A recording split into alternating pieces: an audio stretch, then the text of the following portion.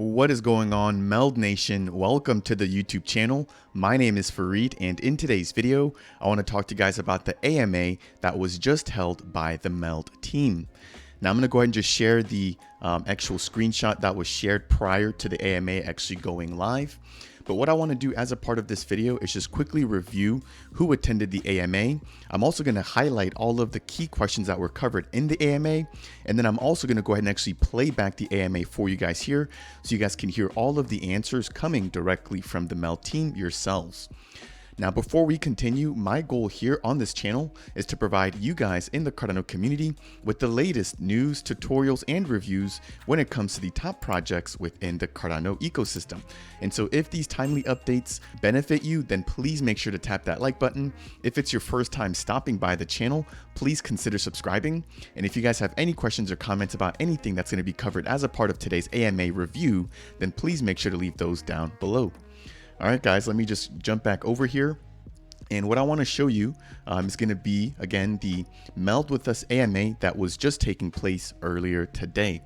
Now, during the AMA, we had Matt and Victor, who are the heads of the DAO and community. Now, in addition to that, we also heard from Ken, who is the CEO, as well as Pepe Blasco, who is the brand new CTO, or the Chief Technology Officer.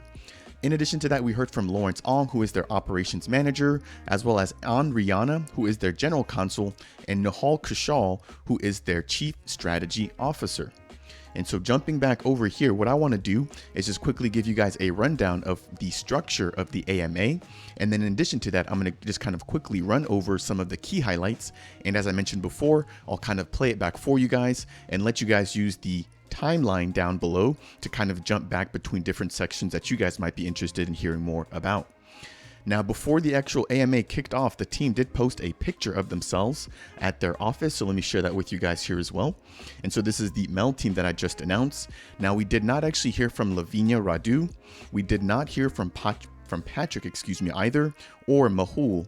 However, I did have the opportunity to actually meet Mahul as well as Patrick at the recent consensus, which took place in Austin of 2022.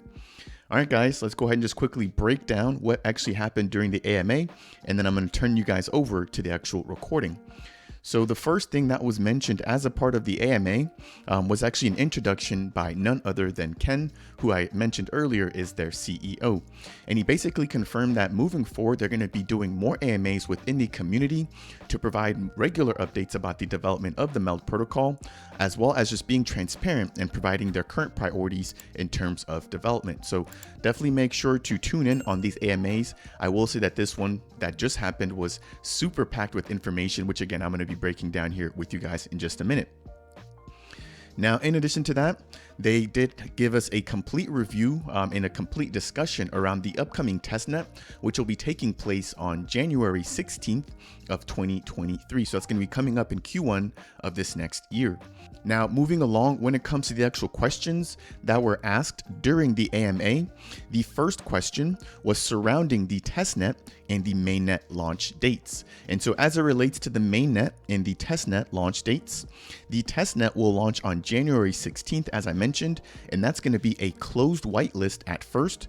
However, after the initial whitelisting completes, or the whitelist testing completes, they're going to open that up to a bigger group and then eventually the general public. Now, in addition to that, Ken confirmed that during the initial launch of the testnet, users will be able to do the following. They'll be able to lend, they'll be able to borrow, and perform liquidations as well on the MELD app. Now, when it comes to the liquidation features and some of the swapping features that we will also see within the MELD app, they did confirm that they will be relying on third parties to assist them in that process.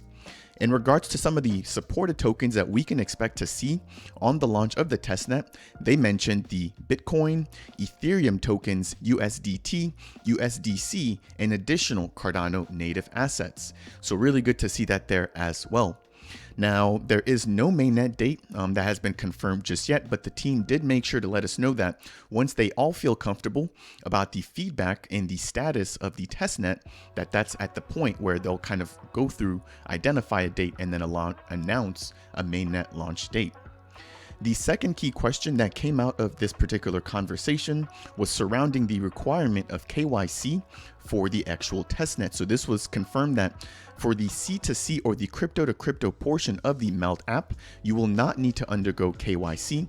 However, if you're looking to take advantage of their fiat services, you will have to sign up for their Neobank, and that will require KYC. So no additional KYC needed right now for the testnet, but if you're looking to take advantage of the fiat portion of their services on the mainnet or even on the testnet, we would probably see some KYC requirements needed there as well.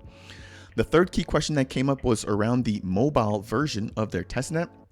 And so Ken confirmed that right now they're going to only be launching the web-based version of the application for the initial launch of the testnet. However, they have already begun working on a mock-up, not a mock-up, but they've already got a working prototype of the mobile version of their app. However, they plan on releasing that prior to the launch of the app on the mainnet. So it's not going to be available initially, but it will be available prior to the launch of the app on the mainnet. Okay, moving along, in terms of assets that we can expect to see on the actual testnet, Ken mentioned 5 specific Cardano native tokens. He mentioned ADA, MELD, the WMT token or the World Mobile token, as well as the MinSwap token, the Cornucopias token, and the Hosky token, which is a beloved meme coin within the Cardano space. In addition to that, as I mentioned before, he did mention USDT and USDC, which are going to be stable coins right now run on different blockchains. Okay, moving over, he did not confirm any specific tokens yet for the mainnet, and he basically confirmed that this all depends on the risk management or the risk models associated with these tokens. And so they're going to be monitoring how volatile some of these assets are prior to bringing them on their platform for swapping, trading, and for providing liquidity in those things. Moving along, in terms of the Diamond Hand and the Bank Manager NFTs, they did mention that they do plan on integrating those particular NFTs directly within their platform, especially on the testnet. So Ken confirmed that yes, they will integrate these NFTs. However, that's not going to happen initially from day number 1, but they will be integrated prior to the launch on the mainnet, just like we talked about with some of the native assets as well as the mobile version of the platform. Now moving over into the next thing, which was the exchange listings, the team did quickly allude to a Tier 1 exchange listing coming as a part of the 25 days of MELD. Now, if you guys are not familiar with the 25 days of MELD, I've done, I think, a pretty good job of covering these updates as it relates to partnerships, integrations that the MELD team is going to be having within the ecosystem. So I'll leave the link to that playlist down in the description below if you guys want to find out more about the 25 days of MELD. But as a part of the 25 days of MELD, we should be getting some big news about a Tier 1 or a bigger exchange listing. In addition to the Tier 1 exchange listing, that they do also plan on having additional listings coming in Q1 of next year. Now, the next highlight was related to the testnet timeline and the confidence that the team currently has in being able to deliver on the said date. And so the team did confirm that they're currently on track to deliver on January 16th with no internal issues or concerns. Next, Ken highlighted the fact that MELD could potentially be going multi-chain. Now, if you're wondering what this means, he basically confirmed that MELD will be on multiple blockchains as a protocol and as a token. Now, this will most likely take place in Q2 of 2023, but he did mention to the community not to worry, that they plan on delivering on the Cardano blockchain first before taking a closer look at any of the multi-chain opportunities. Now, the multi-chain opportunities will be with an EVM compatible sidechain, with more details to come again as a part of the 25 days of MELD. Now, there were some concerns within the community as it relates to the tokenomics, and they did tell us that they're not going to be adding any new tokens. They're not going to be making the token any more inflationary or deflationary. All of the existing tokenomics will stay the same. Next, we had Nihal, who talked a little bit about the neobanking services that MELD will be providing, and he also hinted at a pretty new product that he said would make waves within the community. So I'm not exactly sure what that could be. I know that there were talks about the Genius loan, but I'm not sure what on the fiat side of the protocol he might be alluding to, but this does look like a pretty big surprise coming to Cardano as well as the MELD protocol. In addition to that, he did touch briefly on debit cards and the ability to spend your DeFi loans through the use of the Neobank, and that they're going to be Web3 focused and friendly moving forward. After that, we heard a little bit from Lawrence, who is their operations manager, talk a little bit about their staking token feature, or their token staking feature, in which he said that the staking feature will be available as a feature on the mainnet of the app, and that they continue to use this feature as a core part of the MELD protocol. Now, that's going to wrap it up for some of the initial questions that were asked as a part of the video, or as a part of the AMA, And then once that actually wrapped up, the team kind of pivoted and took some questions from the community. So now these questions included the following topics. One question was about Babel fees. Another, which actually came from myself, was about the use of NFTs as identity solutions directly on their platform, as well as a question regarding staking extensions on the MELD app, as well as the security and the runway that the team currently has due to the recent concerns that we saw with the Ardana and Orbis projects shutting down. Now, towards the end of the AMA, you guys will hear Ken talk a little bit about the lending and borrowing mechanics, as well as whether or not MELD will be lobbying to Congress to push forward the crypto agenda. Now, that's going to wrap it up for my brief intro here. Again, make sure to stick around and use the chapters as well as the time codes down in the description below to scrub through the entire AMA. Now, if you guys appreciate these types of videos, I would really appreciate it if you guys could tap that like button. If it's your first time stopping by, again, please consider subscribing. And if you have any questions or comments, then make sure to leave those down below. That said, you guys enjoy the AMA. So we have, as you can see, Ken, Lawrence, Pepe, Nahal, and Ann. So today, the format's a little bit different than what we normally do. It's an internal one where we're sort of speaking to ourselves and then back out to you guys as you use this live platform to be able to ask us extemporaneous questions. So this is definitely, we're probably going to do maybe like 20 to 30 minutes of just introductions of what everybody and what they do and what they're focusing on here at MELD. And then, of course, after that, more of the space is going to be dedicated to AMA, because it's an AMA, right? Instead of just like a project spotlight. I think just about everybody here already knows what MELD is, right? So rather, we're devoting a very great proportion of the time to taking questions from the audience. So with that said and out of the way, I think we will start with Ken, if you don't mind. Sure. So yeah, this is a auspicious AMA. We're coming up on December 2023 is going to be a very, very exciting year for us. We're going to be delivering a lot of product in the coming year. So we wanted this to be kind of the introduction to a whole series of regular AMAs we'll be doing. We'll be giving you a lot more details than we have been able to until now. We're doing in the middle of a effort in December to show more of the work that we've been doing in the background, trying to be more public about it with our 25 days of MELD.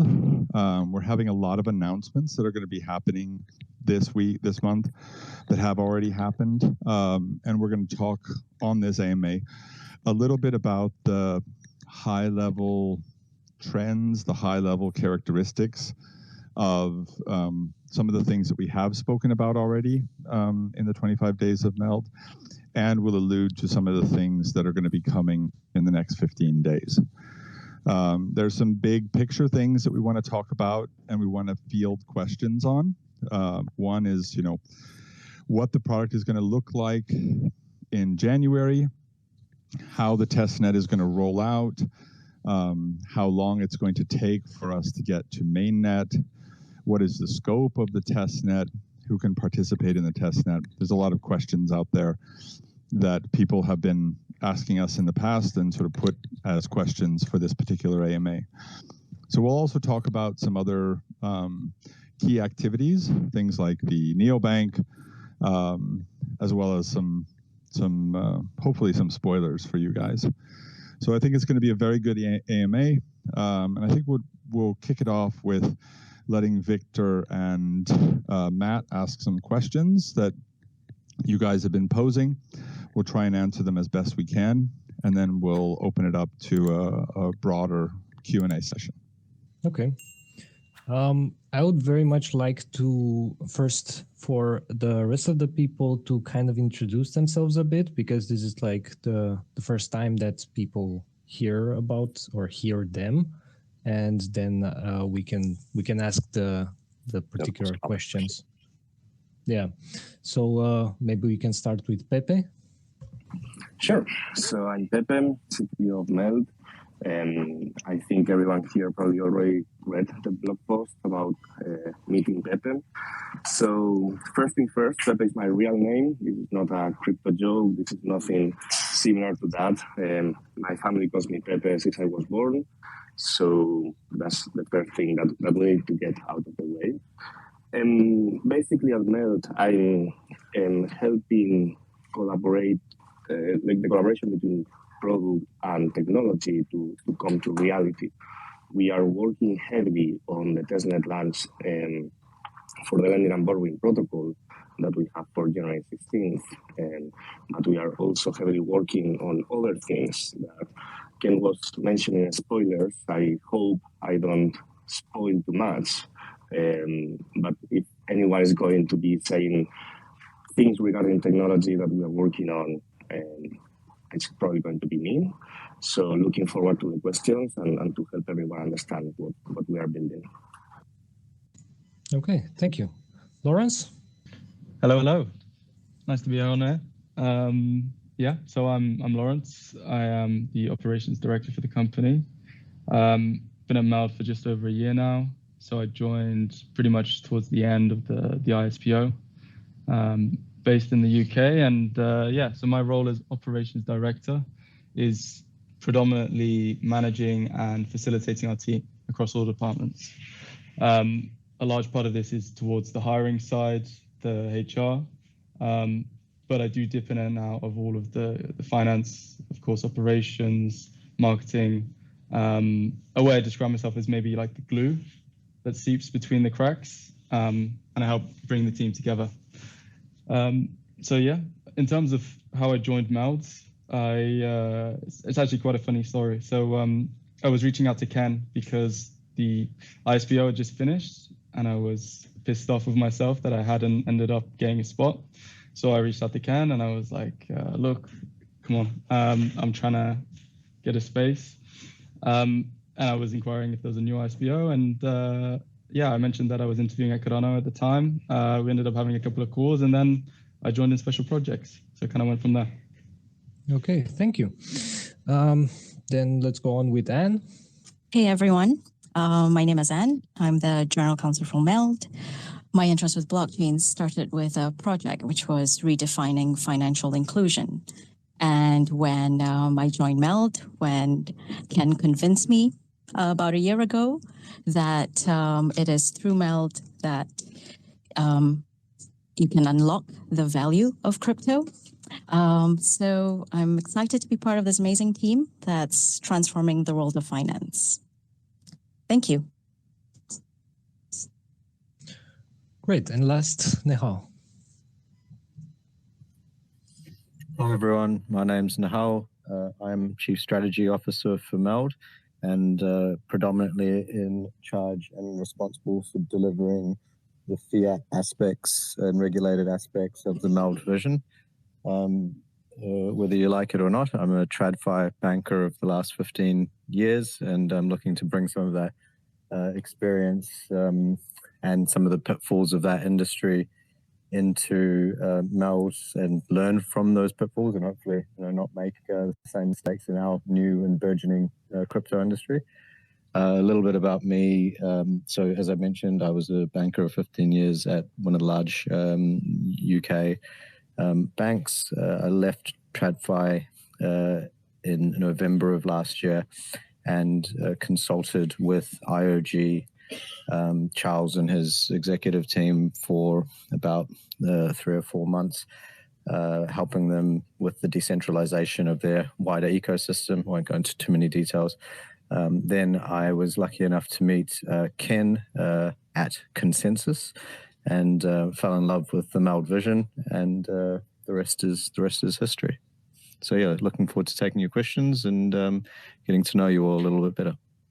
I think we'll just Okay. start off with some more generalized questions for anybody who hasn't been really keeping up to date. If you're here and you like getting your information live, I suppose we'll just start with some of the most pertinent general questions, which will be: is there a date for the mainnet launch? Now, we've circulated this information before, but we figure we might reiterate it here anyway for anybody who might be new. Sure. So the mainnet launch is planned for January 16th. Sorry, the testnet launch is planned for January 16th. Testnet launch will start with a closed testnet. This will be whitelisted. So we'll do that probably for a very short period of time, maybe a couple of weeks. It'll be a combination of various different people in our community from different groups in order to be able to just test the scalability of what it is we're building based on the theory and the sort of tests that we've done and the modeling we've done to date. The testnet launch will handle a handful of different tokens.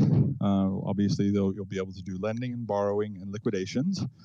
You'll be able to use various testnet tokens from across crypto in general, so BTC, ETH, etc., USDT, USDC, as well as tokens from the Cardano ecosystem and other blockchain ecosystems.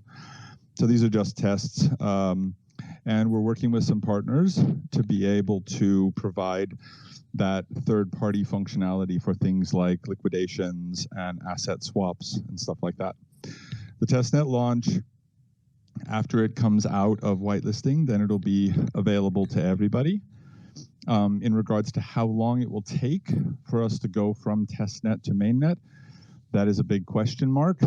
We'll be doing our audit in testnet. We'll also, once we have a large portion of the audit done through testnet, we'll take it onto a closed mainnet where we will do the final audit. So the final audit will be auditing the protocol on mainnet, and then it'll be available to the wider audience.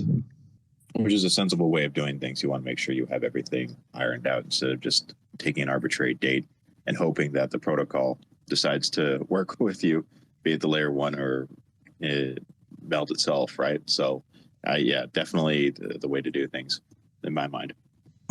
Since we're basically on the testnet subject, is there going to be any need of KYC to participate in the testnet or anything like that?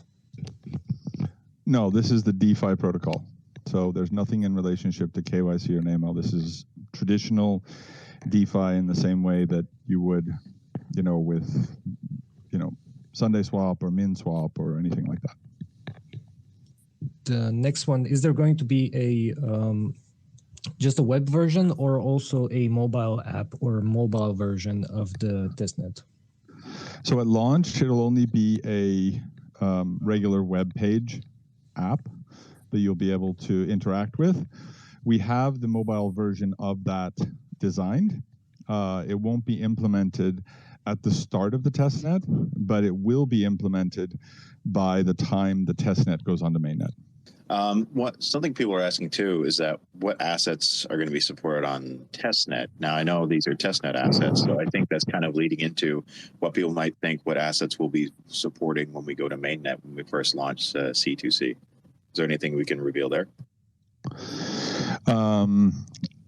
Yeah, we can't sort of talk much about what assets we're going to support on mainnet launch. It's largely going to be related to our risk modeling. We will support whatever assets we can support with the risk models. But my guess, if I was to say, it would be probably somewhere around 5 tokens. Obviously, things like ADA will be supported. What other tokens, I'm not exactly sure, but this is very, very directly correlated to the experience we have on testnet with our testnet tokens, as well as with our with the risk modeling. So the current plans support ADA, MELD, World Mobile, IUSD, MinSwap, Cornucopias, and a handful of other Cardano projects. We will also, I hope that everybody is very happy about this, we'll also be supporting Husky, BTC, ETH, USDC, USDT. Those are the ones we're currently planned for, but again, it's going to be very, very directly correlated to the risk modeling. If we find that one of these tokens is just simply too volatile at this point, then we'll have to do kind of a staged release. Okay, another question would be, is there going to be an integration with the Diamond Hand NFTs or bank managers in the testnet? There will be integration. There probably will not be integration for them from day one. But yes, there will be integration because both Diamond Hands and bank managers will be part of the mainnet launch, so they will have to be integrated and tested in the testnet launch. Some people wanted to know about, is there anything we can reveal about exchange listings? Yes. We have an exchange listing that's coming up soon. Are we able to maybe tease the size of it or no? Sorry, what did you say? Tease the... Like how big of an exchange it is, a tier one, or maybe something a bit more humble?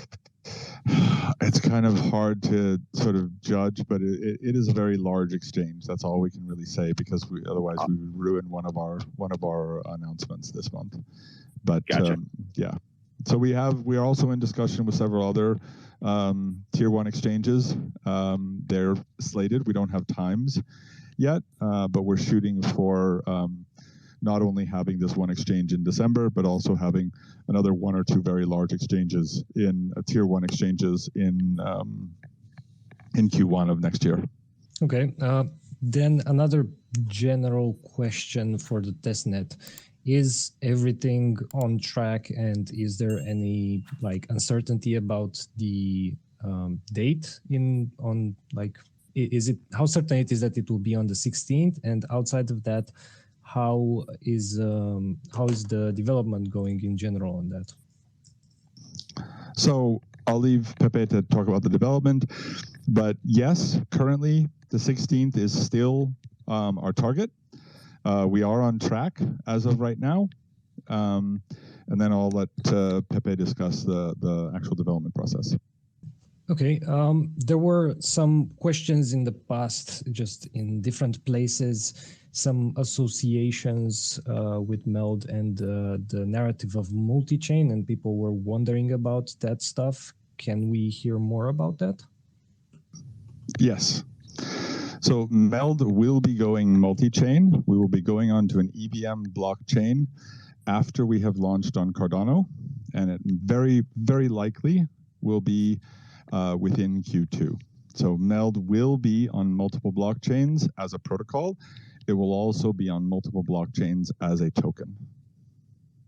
So we'll have more details this month, and we'll be announcing several different partnerships in relationship to going multi-chain. We will not be going multi-chain until after we have launched on Cardano. This has been our long-term plan since day one. And we're working towards that, but it's not a focus at all until we have delivered on Cardano. I actually wanted to move over to the Neobank, really. I want to just let Platform Nahal here to just go over an overview, because I think because it's bridging more to the real fi world and there's more moving parts, I think there's people don't have as much understanding about it or as much clarity on what the concept involves. So I think I'll let Nahal basically talk about it from a high level if he wants to, and then from there, once we open up to AMA, we can field more questions that derivate from that. Sure, thanks, Matt. So at the high level, MELD needs to establish a regulatory license that will allow us to move money from the DeFi world into the fiat economy. That regulatory license is called an EMI, an electronic money institution. And we have already been working very closely with a particular country this month in the European Union to establish that license and be able to launch within H1 of next year. when I mention a launch, what I make reference to is what in Europe we call a neobank or a challenger bank sometimes. And that will allow our MELD customers to have a debit card to make payments, just like they do with the traditional bank. And we've got a number of, particularly one exciting product that we're developing, which I can't speak too much about, but we'll be talking about that more in the new year. But let me tell you, it's going to be a banger, and I think we're going to really make some waves when we go out there with this product that we're developing. The other thing I can tell you about the neobank is that we will be very Web3 focused. We'll be very Web3 friendly. I also want to point out, remind people there who might not know that one of the utilities added to the Diamond Hand NFTs is that you waive fees for any crypto fiat neobank services. So that was one of the things we originally announced, the Diamond Hand NFTs. So we're always thinking about utility we can add to them, not just like blockchain-based utility, but ones that integrate more with the real world as well, from soft utility to meta utility to hard utility. So, and the Diamond Hands always have a special place in our hearts because they're the first ones. So they seem to be a bit of a crucible or innovation NFT as well. So let's keep that in mind. Is there anything else that you can tell us, Nehal, on the neobank subject? Like maybe a bit of a simpler description of what it means in practical terms for people that are not very familiar with that space? Yeah, I can try and lay it out more simply, and it was sort of, I guess, hidden within, well, not hidden, but stated in what I had said, is that it's a way of allowing our customers to have debit cards so that they can spend their DeFi loans. It's a way of allowing our customers to have a relationship with a bank that is friendly, that is not about being blocked every time you want to do something crypto related. It's about a bank that allows you to simply and easily buy and sell crypto in a non-custodial manner. Right? So we're not intending on holding any of the crypto that you buy or sell. You will hold that in your own wallet. So I hope that helps clarify or make things a bit more. Yeah, I think it's pretty clear now.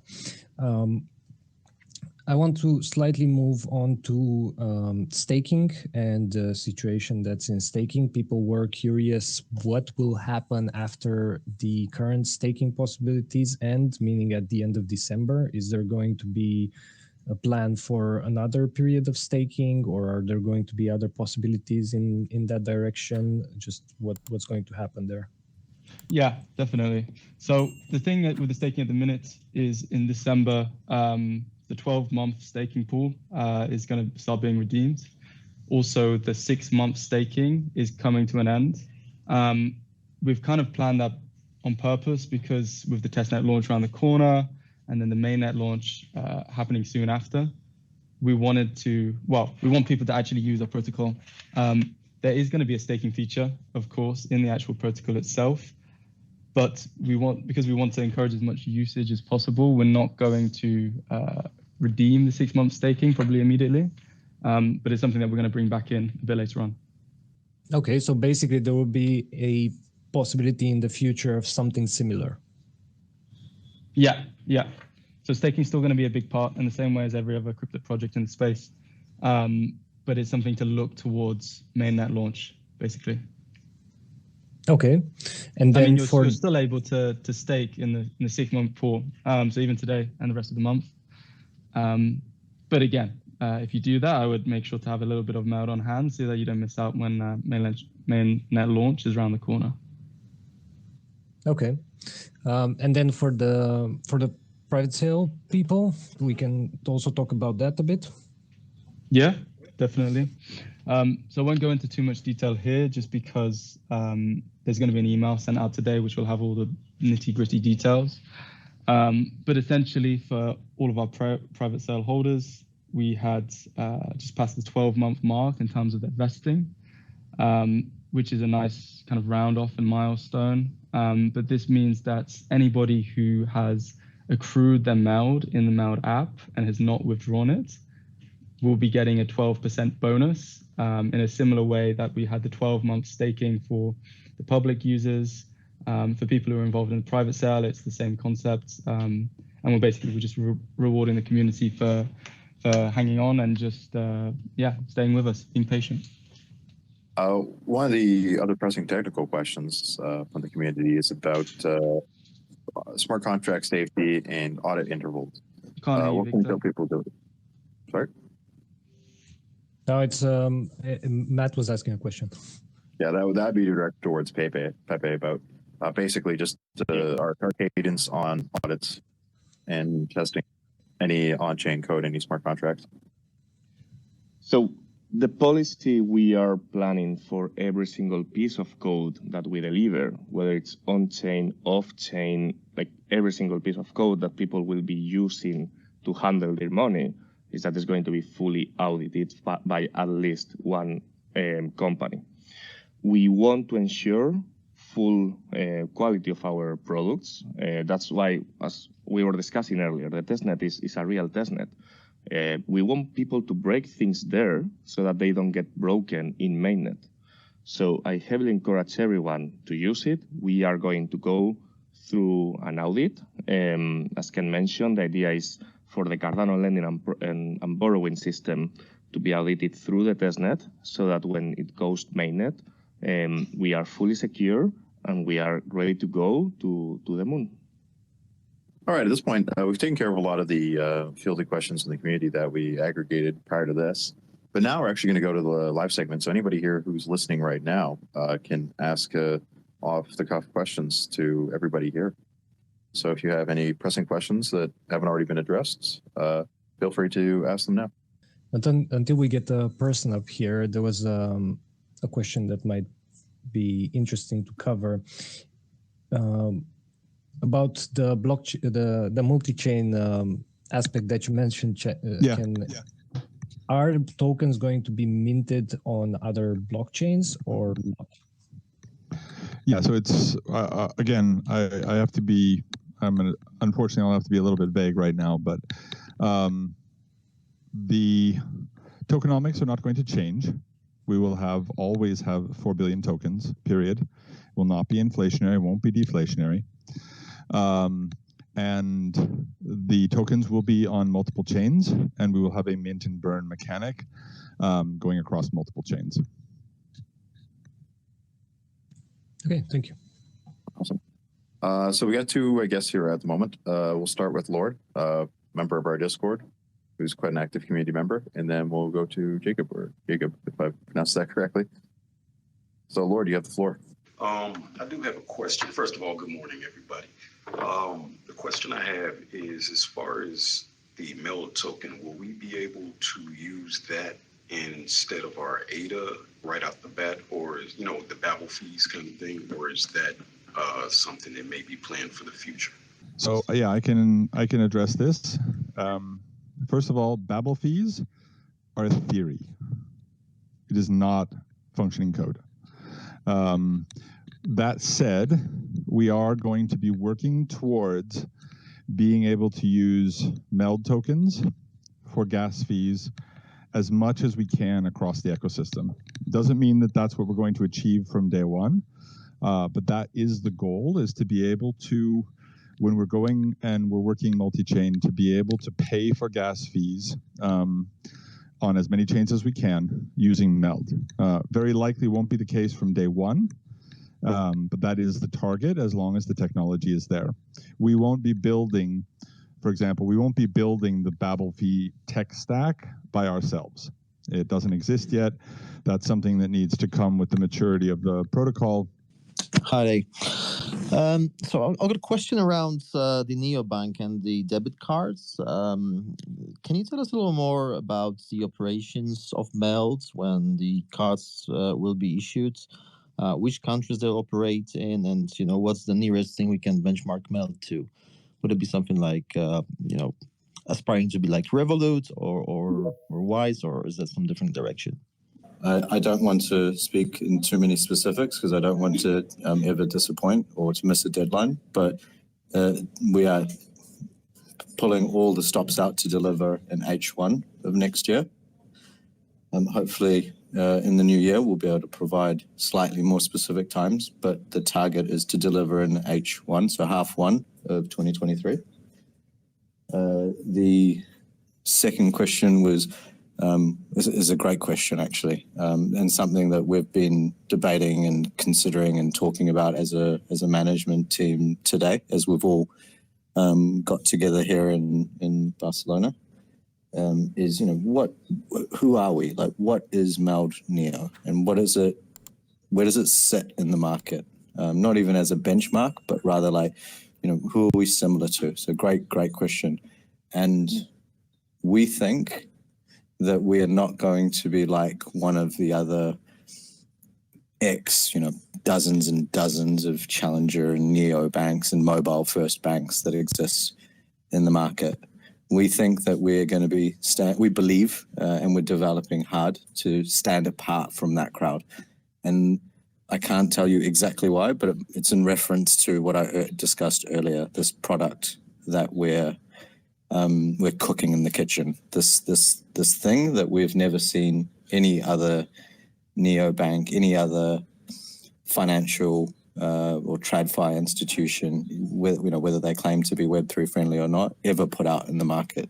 So we think we're going to stand apart from the crowd, and it will be, like I said, very Web3 focused. It will be speaking the language and speaking to, we hope, the needs of all of you and all of the dedicated sort of MELD loyal people out there in the world. So yeah, watch the space. We think we're going to be something fresh, something new. And then I think it was actually your second question, but the third answer was, which countries are we going to operate in? So, we at MELD have always had a international mindset, in alignment with the philosophy and the principles of crypto and Web3. Crypto is blind. It doesn't care where you live or what you look like or how old you are or how smart you are or not, or how much money you do or don't have. And so, we're going to follow that ethos, and we will do our best within the bounds of legal and regulatory restrictions, which do, whether we like it or not, exist in the world, try and offer our services and our products, including MELD Neo, to as many countries as possible.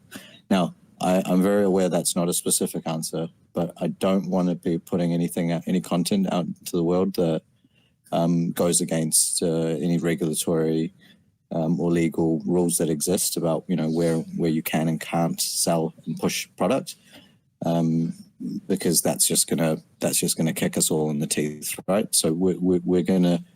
The only specifics I can give for now is that we will be starting with a European focus, but we will be looking to branch out into, many of the countries that I suspect many of you are from, that are outside of the EU. We have DAP Central, otherwise known as Fareed, MELD ambassador and all around awesome dude. The bank managers themselves will just be PFPs. They're just for avatars. They can verify certain characteristics and they'll give you benefits in the lending borrowing protocol. That will be the case, but they won't act as formal identity NFTs. We'll have a separate set of identity NFTs. So in the new year, we'll be announcing a really, really exciting partnership with two partners, large international players that will be working closely with us in regards to the identity solution. It'll be tied directly into our KYC and AML infrastructure.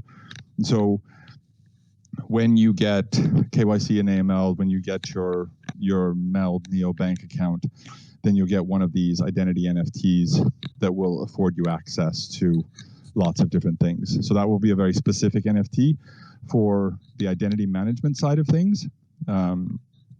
The actual bank manager will be just more of an avatar, as well as giving you the benefits in reference to bonuses for supplying and discounts for lending. So to follow up on the neobank, I have a question about this. Is the neobank a necessary milestone for the crypto to fiat lending? Yes. And when could we possibly expect this very functionality? Sure. So yes, crypto to fiat requires the bank. In order to handle fiat, you have to be a licensed entity. So yes, it is required. There is no other way around that. Obviously, this isn't the case for things like stablecoins, because that's still in the DeFi space. In regards to timing, like Nahal said, we're looking at the first half of 2023. That is our current target. Okay, awesome. And to bounce back on this, sure. Regarding the regulatory landscape that is changing a lot, especially in the EU right now, do you think it's gonna happen like everywhere like you planned, especially in the EU, or do you think there are some threats there that are coming up? No, I mean, we're working within the regulatory framework, so there's nothing sort of unique about what it is we're doing on the fiat side. So we don't see any problems. We're going to be completely compliant within the EU and with regards to MiCA. So we're following those rules. Unless something out of the ordinary happens, everything is pointing towards a smooth launch in the EU, and also to many countries outside of the EU soon after. Okay, awesome. Thanks a lot, and thanks for your work. Sure. No, thank you. Lord, we got you back up. You have more questions? I apologize. I keep getting rugged. I don't know if these questions, it's only 2 questions. I don't know if they were already addressed. If so, just go listen to the recording. So the first question is in regards to a voting mechanism. If MELD has one in the works, or are you going to use like Sunday swaps? Because a lot of the projects are showing that trend of building their voting mechanisms out. And the second question was in regards to a gold-backed token. I think somebody mentioned that before, and I just want to know, is that something that was a thing, or is that just like vaporware right now? Thank you. So voting-wise, yes, we will have voting. It will happen within the first half of the year. As soon as possible is the goal. I can't provide any details in regards to the mechanics or the governance models or anything like that. We'll be able to provide a completely separate AMA that covers that. Our focus is on on-chain voting. Currently, you don't really have on-chain voting on Cardano. We want to make sure that that happens, and it plays into our multi-chain strategy as well. So we'll have an AMA that is specific about the MELD DAO and voting mechanics and timing and things like that, but it is very much on our roadmap and is a critical part of what it is we're doing, because we have a roadmap of 2 years to go from where we currently stand to having MELD completely community driven. So then in regards to MELD Gold, we're still moving forward in regards to that.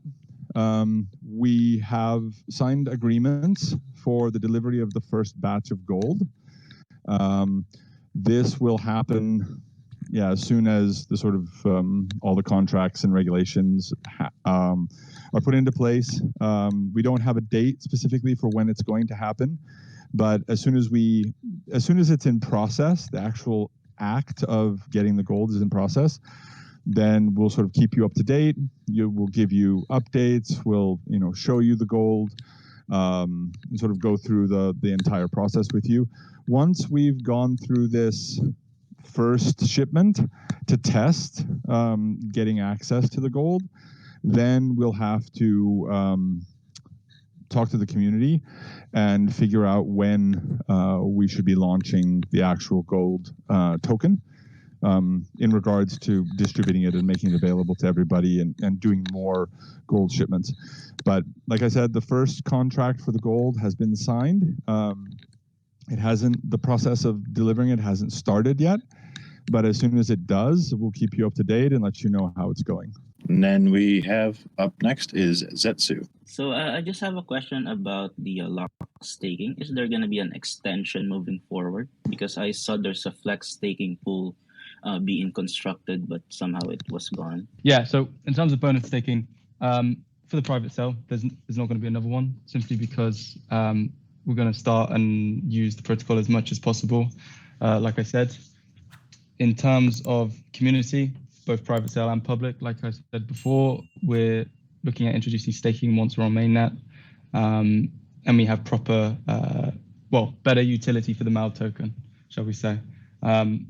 So not any more rewards programs at the minute, but of course there's competitions. Everyone in the private sale and in the ICPO are getting bank managers. There's going to be plenty of utility for them, not just on the crypto side, but also on the fiat side. So yeah, I mean, there's a lot of good things coming out and a lot of good stuff on the NFT side. So we didn't feel like we needed to create another incentive program in terms of staking rewards. Hope that helps. Okay, thank you so much for your input. Hello, can you hear me? Yes, we can hear you. Hey guys. Yeah, well, we all heard about the Ardana bankruptcy. Yeah. And after that, uncertainty set in. In the space, yeah. And I think, or my question is, how can MELD avoid a similar scenario? Right. So what everybody here has seen and can see at any time is all of the ADA funds that we raised during the ISPO. Right? Yeah. We haven't touched it. You can see that we haven't touched it. Yeah. So we are doing partnerships. We're just about to launch our product, launch the protocol. We are, getting our EMI license. We're doing large-scale deals with large organizations. In order to get an EMI license, you have to provide proof of funds to the central bank. So the fact that we're taking our ISO funds and we're making them public, and you see that they are not depleted, that we haven't used them yet, is a good indication that they're not depleted and we haven't used them yet. Yeah. And also the fact that we're in the process of getting licenses from regulated entities that require proof of funds should provide some confidence to the market that we're doing well, that we have funds to actually achieve what we want to do, and we have a very, very good and long runway to deliver the protocol and to deliver what we have promised in the white paper. That answer was good. Sure. Thank you. So, thank you. I'm sure that lots of people are thinking the same thing you're thinking, Bobo, so I appreciate the question. Yeah. Okay. Thank you. Sure.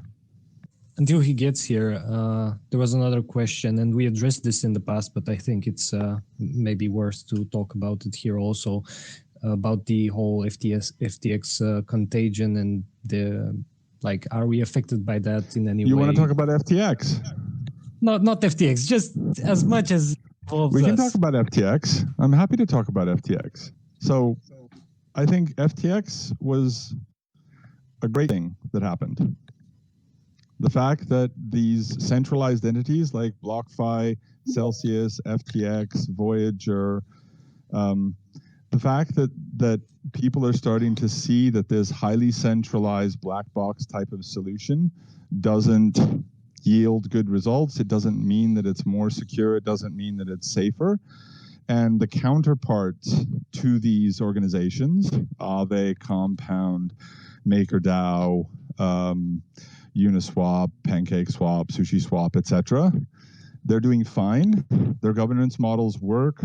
Their transparency provides a great deal of stability in regards to the ecosystem.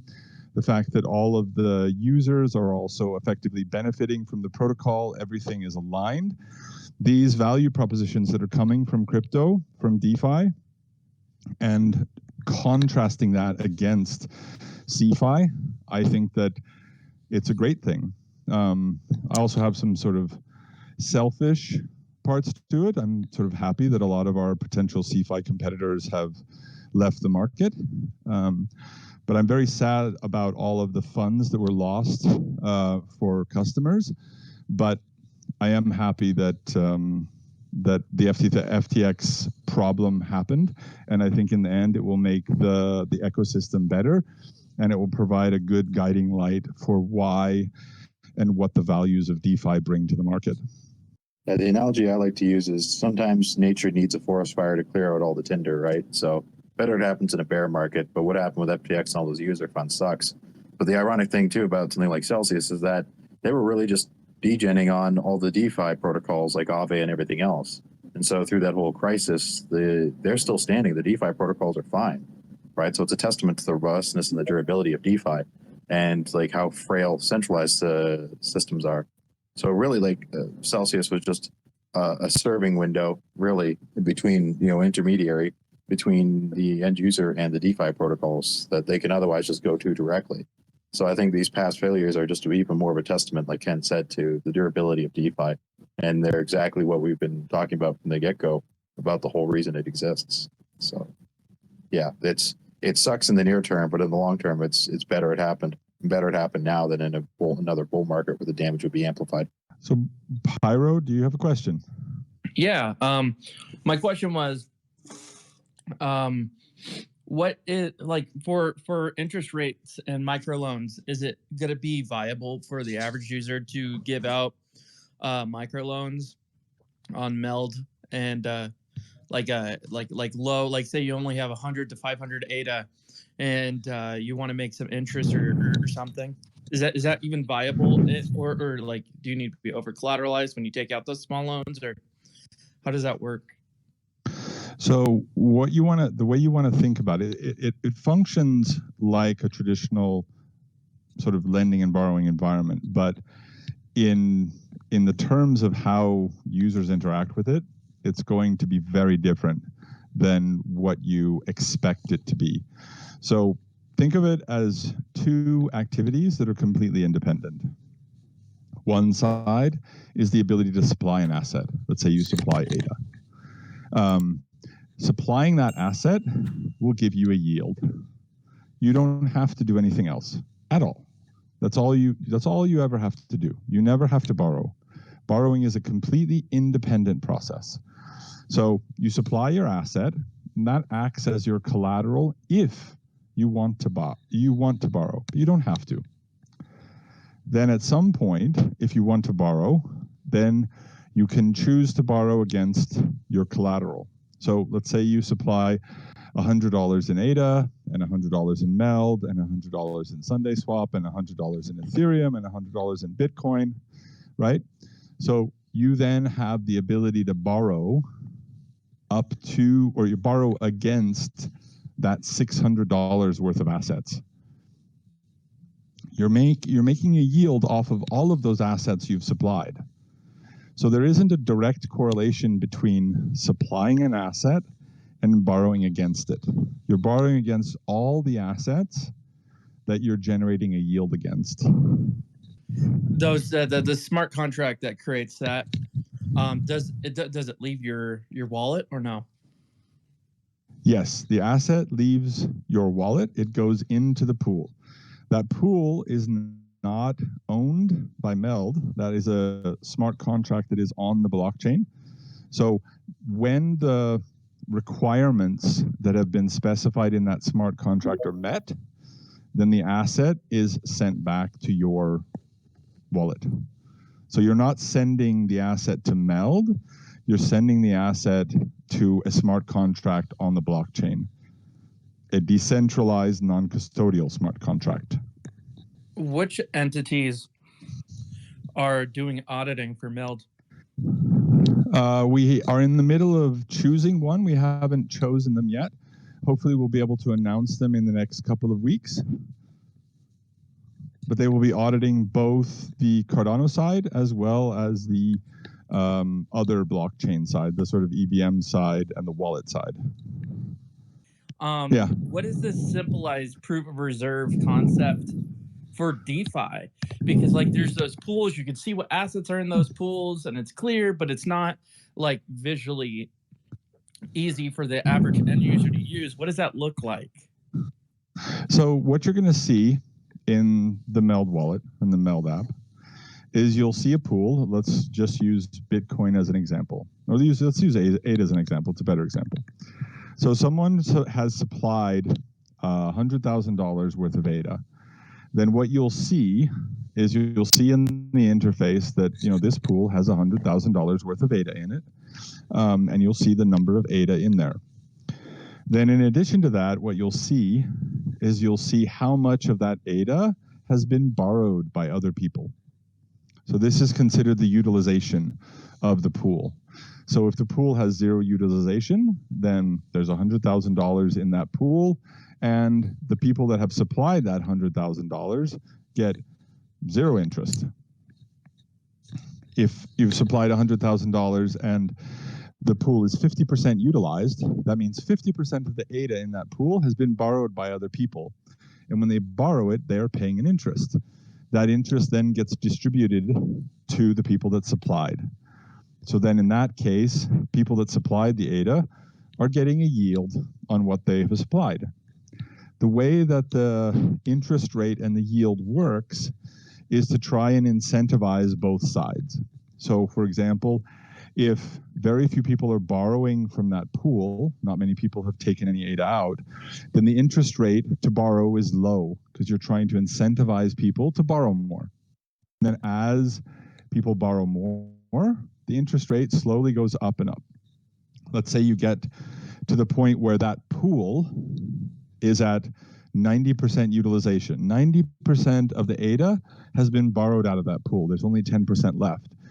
In that case, then the interest rate that borrowers pay is very high. That also means that the yield that people supply is also very high. So if the yield is high for supplying ADA, then that's going to attract more people to supply to it, and it's going to add more ADA to that pool. And so we're going to try and keep the pools as balanced as possible. On one side, you want to provide as high a yield as possible to attract data. And on the other side, you want to provide as low an interest rate as possible to incentivize people to borrow more.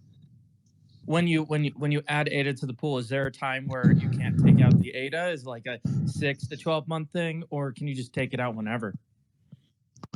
The way that the lending and borrowing pools are currently set up is there's no lock time. So when you supply, you can withdraw it whenever you want to.